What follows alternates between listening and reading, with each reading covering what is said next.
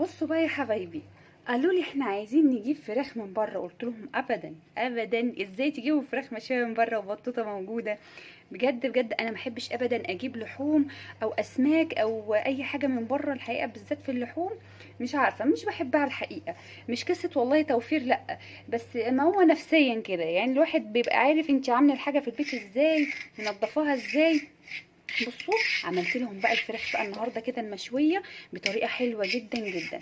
كل اللي هيشوفها بقى ويدوقها من ايدك مش هيصدق اللي انت عاملاها في قلب البيت. بصوا، شايفين الجمال؟ هقول لكم بقى ايه التريكات بتاعتنا وايه الحركات الحلوه بتاعتنا وايه التوابل المظبوطه والتتبيله الهايله اللي احنا ما شاء الله عملناها بيها. شايفين جمالها يا بنات؟